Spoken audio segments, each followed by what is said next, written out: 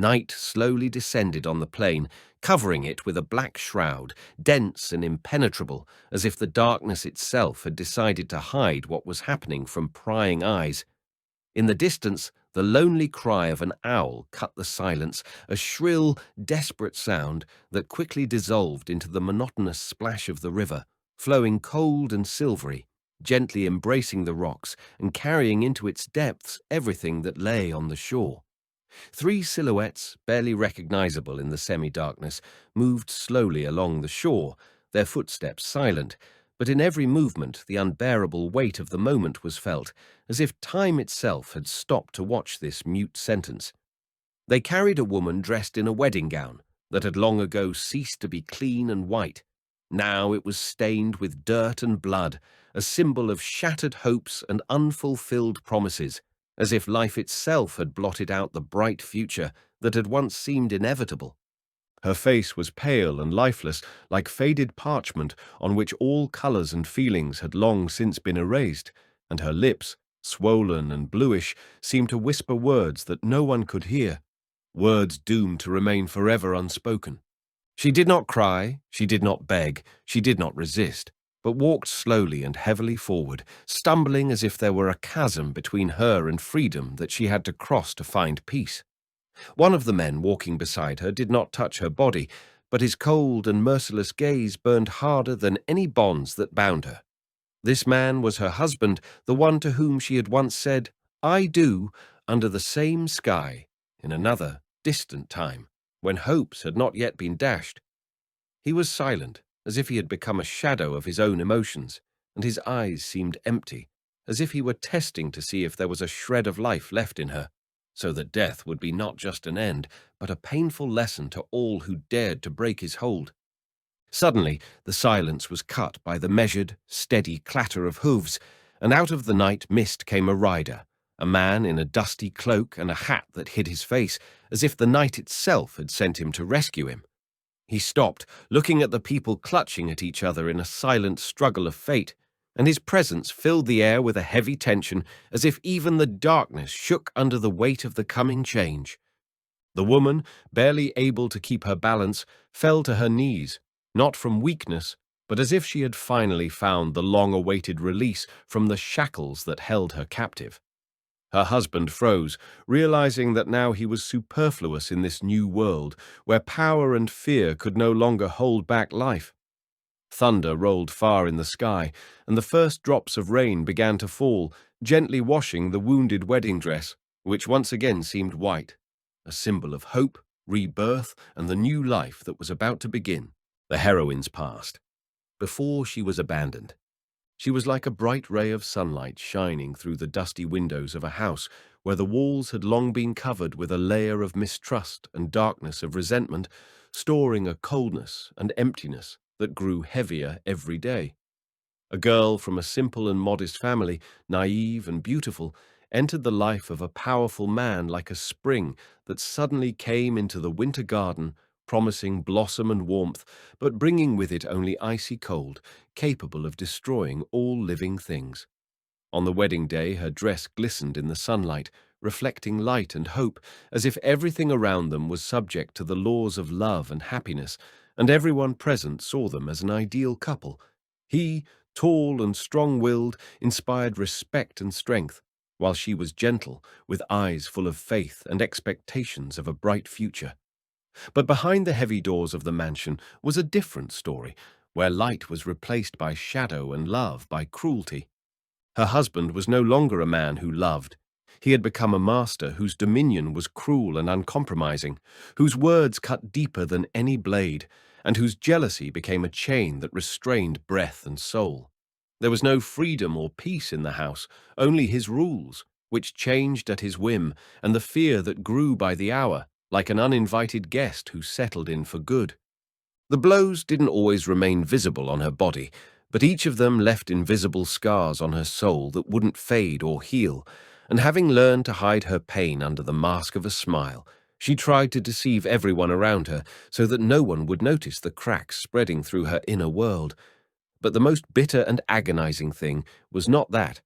It was the realization that they were trying to break her, to turn her into a silent object that had to obey and endure. One day, when her strength was almost exhausted, she decided to escape, to step outside the prison that fear and pain had created, hoping that freedom and a bright future still awaited her somewhere.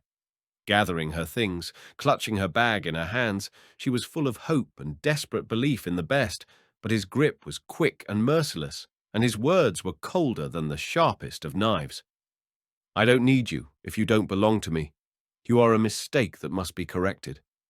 Then he worked out his terrible sentence, not just to get rid of her, but to erase everything that bound her to life, to blot out her existence forever, dropping her into the cold and dark river, in the very dress she had worn with her dreams and hopes, now a symbol of broken expectations and a dead future. She understood that it was the end, hopeless and inevitable, but somewhere deep in her soul still burned a small fire, a spark of resistance and hope, which, perhaps, one day will burst into a bright flame, find its savior, and give her a chance for a new life. A cowboy's past, a man with a broken heart. He lived in a place where the horizon line merged with the vast sky, and the stars seemed remarkably close, as if you could reach out and touch them. His ranch stood in the middle of a desolate valley, surrounded by silent fields of sparse, time-worn trees, whose branches whispered stories of bygone days, as if the air itself held the memory of the past. Here, far from the world and the eyes of men, the cowboy tried to build a new world on the wreckage of his former life, trying to dull the pain of loss and loneliness. His wife died in childbirth, and his child, like a fragile flower in the cold wind, did not survive. These tragic losses tore his heart into 1,000 shards, leaving a gaping void that neither heavy alcohol nor long hours spent in deafening solitude could fill. His family, once proud and strong, was slowly slipping into the abyss of ruin and oblivion, and neighbors whispering behind his back called him cursed, trying to stay away from the man who seemed to have only a shadow of himself left. The house in which he lived was modest, an old wooden log cabin with a stove that, though it warmed the walls, could not melt the cold that pierced his soul. His only faithful companions were his horses and his old dog, who never left his master's side, loyal to his last breath. He had long ago stopped looking for love. It seemed to him an unattainable mirage on a distant horizon, a phantom dream that would never come true. All he wanted was peace, so that he would no longer feel that unending pain, but he could not find even that simple comfort. One evening, as he was returning from the pasture, a peculiar light flickering by the riverbank caught his eye. At first he thought it was a play of reflected lights, but as he came closer, he saw her, a girl in a tattered dress, lying unconscious on the cold ground by the water. He didn't ask questions or seek explanations. Quietly and decisively, as if to save not just her body, but her very soul, he lifted her in his arms and carried her home. At that moment, his heart, long broken and petrified, shook for the first time in years, opening to something new he had never expected. For the first time since his world had crumbled, he felt that maybe he was still capable of something more than just existing in the shadow of pain and loss, rescue, and the first days on the ranch. She awoke to the low, steady hum of the stove, mingled with the scent of dry wood and the subtle notes of spicy herbs that filled the room with comfort and warmth. The morning sun shyly came through the window, gently touching her pale, bruised face as if afraid to disturb her peace. Every movement caused a sharp pain that seemed to split her body from the inside, but even harder was the feeling of emptiness. Cold, lingering, living somewhere deep inside, where the fear lurked, never letting her go. He stood at the door, arms crossed over his chest, quietly watching her barely perceptible sighs and exhalations, as if afraid to break that fragile silence. He didn't rush to say a word, didn't try to assuage her fears with words. He knew that real wounds didn't heal quickly, whether they were wounds to the body or to the soul. For the first few days she had hardly spoken, her gaze avoiding meeting his, as if afraid to awaken the dark ghosts of the past that haunted her in the shadows. He came quietly to her, bringing her water, changing her bandages and gently putting his hand on her arm when the pain became unbearable. His care was quiet and wordless, like a support that was needed not now, but when there seemed to be no more hope. Gradually, her heart began to slowly recover, and she began to see him not just as a savior, but as a man who had walked through his own pain and not turned away when she was on the verge of breaking. Some evenings he would go off into the woods to be alone with himself and let his tears spill without witnesses, and she could feel that silent grief, though she never asked questions. Their silence was filled with unspoken words and feelings, and in that silent connection was born a trust that grew stronger every day. She began to help around the house, learning to take care of the animals, listening to the wind whisper softly outside the windows about freedom and new beginnings. Every small accomplishment, whether it was a successfully brewed coffee, a repaired door, or a clean yard, became for her a symbol of rebirth, the first step toward a life to be built anew. Together they were learning to be human, not to lose hope and not to be afraid to look to the future, without words and loud promises, just to live, day by day, building a new, fragile happiness on the ruins of the past. True feelings. She heard her own laughter for the first time in many months, quiet, timid, barely perceptible, but truly alive. He had looked at her with wonder and tenderness when he had brought her breakfast in the morning, a cup of strong, fragrant coffee, fresh bread with honey, and berries picked nearby. In this simple, almost sacred ritual, their morning became a small temple where they were both allowed to be real. No fears, no masks. His hands, as they gently and tenderly fixed her tangled hair, were full of care and warmth, without the harshness and roughness she had known before. She looked at him, and for the first time in a long time she felt that the world around her didn't have to be full of pain and fear, that it was possible to live differently, with ease and hope. Rumors were flying around. Neighbors whispered behind her back, discussing how the cowboy was hiding a girl in his house. Sometimes uninvited guests came by with wary looks, with suspicions and threats. But he did not seek confrontation, did not organize fights, though he made it clear she was under his protection, and no one would dare to harm her as long as he was near. One night, as the stars twinkled through the ajar window, she leaned over quietly and kissed him. It was more than a gesture of gratitude. It was an impulse, a spark, an awakening of a heart that had long been locked away. But he drew back, pressing his lips together, and whispered, "You're too hurt to trust anyone right now. I don't want to be the one to hurt you anymore." Her eyes filled with tears, but her voice sounded firm and determined. You're the only one who saw me as a person, not a thing. And I chose you. He fell silent, and the silence that fell between them was no longer empty. It was filled with a quiet hope that promised a new beginning against all odds. Invasion of the past. The silence on the ranch was suddenly broken by the sharp, ringing clatter of hooves echoing through the desert valley. A dusty road appeared on the horizon, and a group of riders moved slowly along it, led by a man in black, cold and unyielding. It was he, her husband, the rightful owner of her body and name, as he had emphasized so many times before, as if she were only a thing to be returned. Together with the sheriff and the court warrant for the cowboy's arrest, they drove right up to his modest home. The woman froze in place when she saw the familiar face, now distorted with cruelty and ruthlessness, as if it were a stranger rejecting her forever. "She is my wife by law," he said with cold arrogance, as if it were possible to wrest from her life what belonged to him on paper. His demands were clear and uncompromising, to take her back, to subdue her, to silence her. This was followed by accusations of kidnapping, threats, harboring.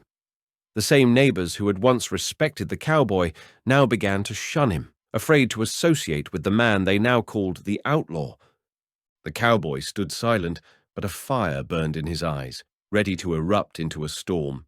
He was ready to back away, lest he bring further trouble upon the woman, but suddenly she stepped forward, determined and strong, as if freed from her chains. I am not a thing. Her voice sounded confident and loud, piercing the air and silencing everyone around her. I am a human being. I have the right to choose. I am a victim, and no one has the right to take me by force. Her words shook everyone who listened. It was clear her past was trying to take her back, but she was no longer who she used to be.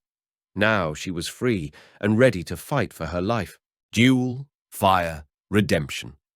The night was so black and merciless, as if fate itself had decided to test their mettle, leaving not an ounce of mercy. Suddenly, the flames burst out with fury, engulfing the old barn where all the crops and tools necessary for living and working were stored. Bright tongues of fire crept swiftly up the dry wooden walls, illuminating the night sky with an ominous red-orange glow, as if a harbinger of impending disaster. In the darkness, lurking in the shadows, stood the arsonists, her ex-husband's minions, grinning evilly, enjoying the destruction they had wrought as if they themselves were playing the part of vengeful demons. But the cowboy, feeling all the responsibility for their new life, couldn't let the fire wipe out everything they'd managed to build. Without a second thought, he burst into the burning barn, rushing into the fire's embrace, pulling out crates of grain, desperately trying to douse the flames with branches and improvised means. In the thick smoke and red-hot air, there was suddenly a hoarse cry. Her ex-husband came into the light, holding a revolver, his gaze full of hatred and determination. It's time to end this once and for all. He hissed with icy cold-bloodedness. The cowboy did not hesitate for a moment. He challenged his opponent to a duel, a fight where there was no room for fear, pity, or weakness. The first shot rang loud and painful, wounded the cowboy, but not fatally, only added fire to his resolve. The second shot knocked the ex-husband to the ground, and he collapsed into the flames, losing his grip. The blazing barn turned into an arena, not just a fight for life. It was a fight for redemption, for the right to a new destiny. The heroine, sparing no effort, burst into the fire and managed to pull the cowboy to freedom, feeling their fates forever intertwined into one. At that moment, standing on the edge of the fire, they realized neither the past nor the fire nor any trials could separate them anymore, because now they were bound not only by pain and fear, but also by the power of true love and mutual protection. The land where love grows. Time has an amazing power to heal even the deepest and most painful wounds that seemed eternal and inescapable. The ranch, as if awakening from a long sleep, regained peace and life. The walls, once wounded and battered by time, were restored, and the garden began to bloom with lush greenery and bright flowers, filling the air with the sweet scent of hope. The laughter that rang through the courtyard was the voice of a new life that was gradually returning to their world. The locals stopped whispering behind her back, their looks changed from suspicious to friendly, and now they met her with respect and warmth, recognizing her as a person who had managed to overcome all the trials. They did not hurry to formalize their relationship with official papers and stamps. It seemed to them that a true bond was created not by a stamp in a passport, but by every moment together. Every evening they met the sunset together, sitting on the porch, and in this quiet ritual there was an unspoken promise to be there for each other, no matter what, and to support each other in any storm. Next to them ran their child, a living embodiment of hope, a symbol of the future they were building with their own hands, with love and care. His laughter, light and carefree, filled the space around them like a gentle melody, driving away the shadows of past troubles and fears. She looked at him, breathing in the fresh scent of the herbs and freedom that were now an integral part of their lives, and whispered quietly to herself and the world. I was thrown away like unwanted trash, but he made me mistress of my world, gave me back my faith and strength. The ground beneath their feet was no longer just a plot of land. It became a home, a true haven where love grows, where one can be oneself, free and loved. The river does not choose whom to draw into its dark depths and whom to cleanse and give a chance for a new path. It is like life itself, sometimes cruel and unpredictable, but at the same time fair and wise. In the Wild West, even the toughest men sometimes turn out to have the kindest hearts, those who are able to protect, to return freedom not only to themselves, but also to those around them who need saving. He didn't buy me. He didn't hold me hostage. He gave me back what was taken from me. My freedom, my right to choose, my life. And I made the choice to stay, not out of fear of loneliness, but because I found a place where I could be real, be myself without masks and pretenses. Life, like a river, can carry us to the abyss or give us a new shore, full of light and hope. Everything depends on those who are near you, who will reach out their hand, who will not let go, who will wait for you to surface. And I know one thing. If the river took me into its depths, the cowboy pulled me out not only with his body, he saved my soul. If you like this story, give it a like, subscribe to the channel, and be sure to write your opinion in the comments. Your feedback helps us grow and create even more exciting stories for you.